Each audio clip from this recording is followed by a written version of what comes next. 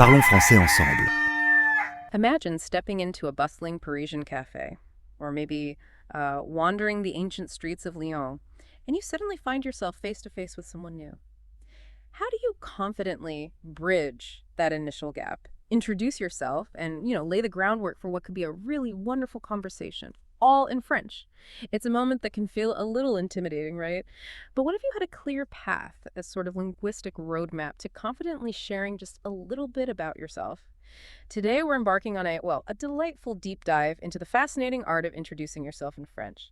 Our guide for this exploration comes from podcast FLE Episode 7, Se présenter et parler de soi. This is a fantastic resource from teacher Philippe, part of a series called Parlons Français Ensemble, or Let's Speak French Together. It's really designed to help you learn French gently and with a smile.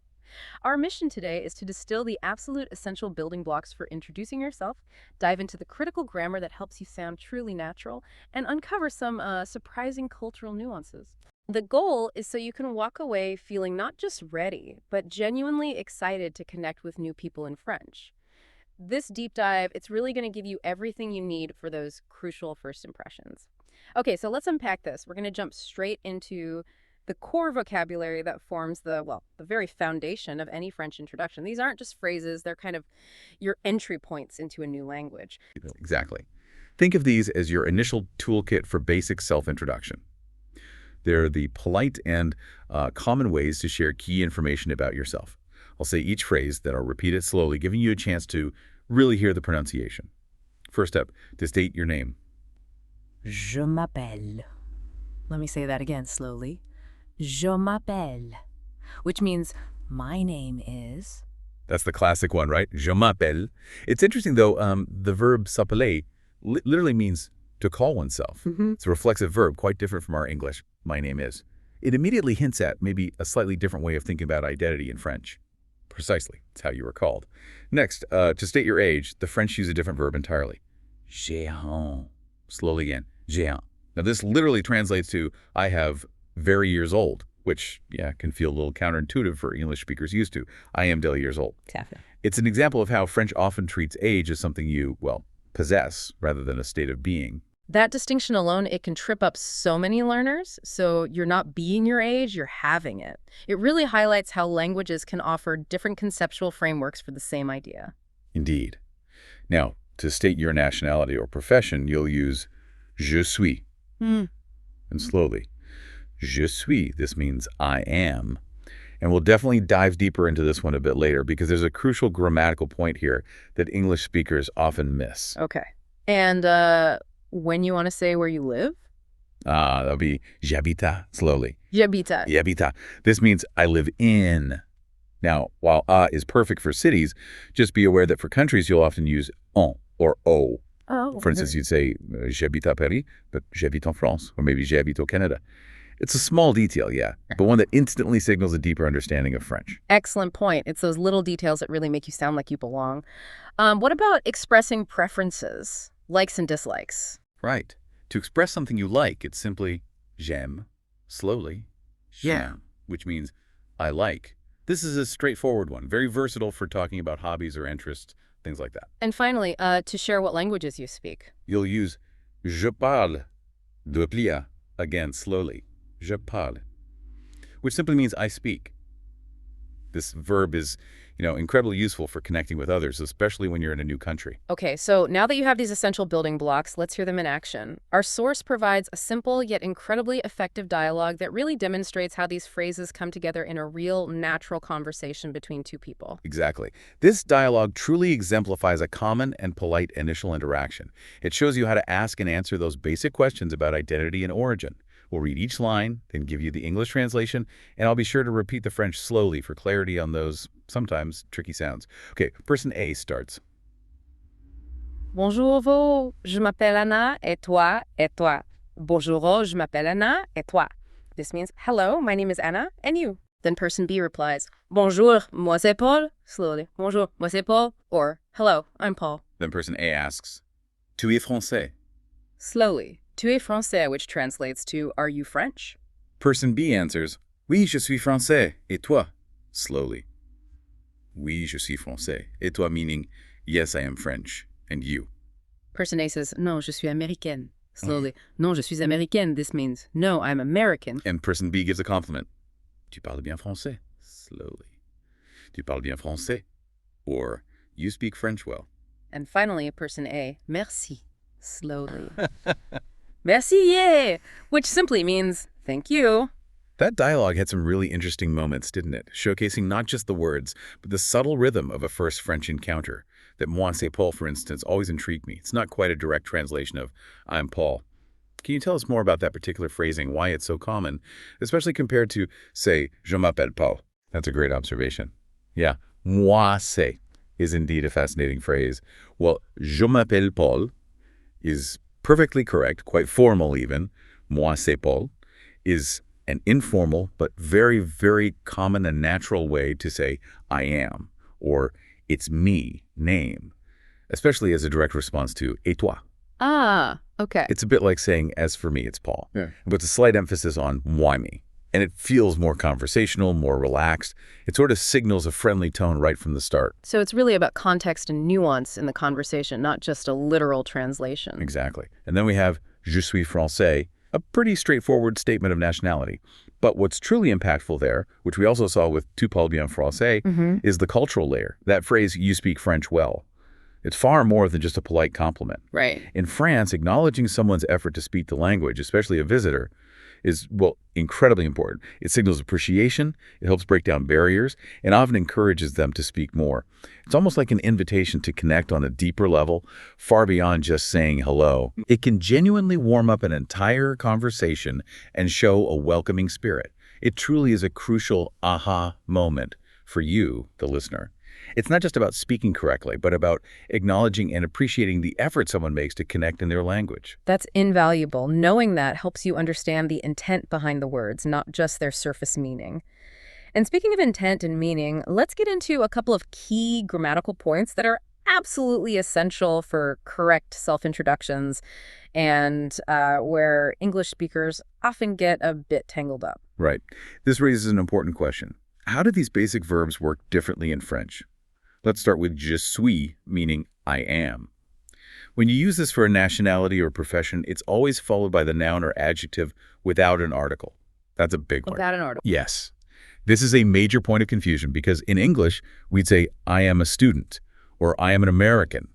But in French, it's simply je suis étudiant for I am a student. Or as we saw in our dialogue, je suis français. Notice there's no a or an before étudiant or français. The French language seems to view nationalities and professions more like inherent qualities or adjectives in these contexts, rather than a category needing a or an. So it's less about being one of something and more about just being that quality itself. Precisely. It's a subtle but, I think, powerful conceptual difference. And it extends to gender agreement, too, which is important. If Anna, being American, says je suis américaine, the E on the end marks it as feminine, corresponding to her gender. Oh, right. If Paul were American, he'd say je suis américain without the E. This is a fundamental aspect of French grammar that applies to many adjectives, including nationalities. That's a huge point. It's not just the absence of the article, but the agreement that changes the word itself.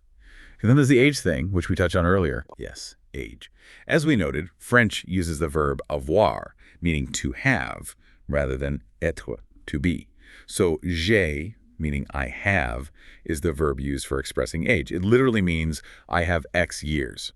For example, to say I'm 25 years old, you would say j'ai 25 ans. Let me repeat that. J'ai 25 ans. J'ai 25 ans. Got it. What's truly fascinating here is how these seemingly small grammatical nuances, the absence of an article, the gender agreement, using to have for age, they really polish your French. They make you sound genuinely more natural. They're pretty fundamental to expressing yourself clearly and correctly, much like a native speaker would. And there's another incredibly important grammatical point, especially for introductions, that our source implicitly uses but doesn't explicitly spell out the distinction between tu and vous. That little et toi in the dialogue immediately signals an informal interaction, doesn't it? You're absolutely right. This is paramount for French introductions. Tu is the informal you. You use it with friends, family, children, or people you know well. Vous is the formal you, used with strangers, elders, in professional settings, or when you're addressing more than one person. Okay. In that dialogue, Anna and Paul immediately use tu et toi and tu es français. This suggests either they're roughly the same age and the context allows for informality, or perhaps they're in a very relaxed, casual setting where this is quickly established. Starting with vous would generally be more universally polite with someone new. For example, comment vous appelez-vous? Meaning, what is your name? Formally. Or vous êtes français? Meaning, are you French? Formally. So choosing tu or vous isn't just a grammatical choice, it's a social and cultural decision right off the bat. It really sets the tone for the entire interaction. Precisely. Yeah. And if we connect this to the bigger picture, this subtle difference in social customs is incredibly valuable. It's not just about knowing the words and the grammar rules, but understanding the social rhythm of conversation and the cultural expectations around forming new relationships. It shows how language learning really invites you to understand an entire new way of seeing the world and building connections. Beyond the specific words and grammar, our source gives us a fantastic clin d'œil culturel, a sort of cultural wink, about how introductions really work in France. It's a point that often surprises people who are used to maybe more open, immediate personal disclosures. Yes, this is a fun and incredibly useful fact. In France, when you meet someone new, the interaction is generally polite, but notably reserved. People often start by talking about their name and where they are from, just like we saw in the dialogue. But more personal questions like about hobbies, family, or deeper interests typically come later, after you've built some trust and rapport. So it's not like some cultures where you might immediately ask about someone's job details or their weekend plans, perhaps.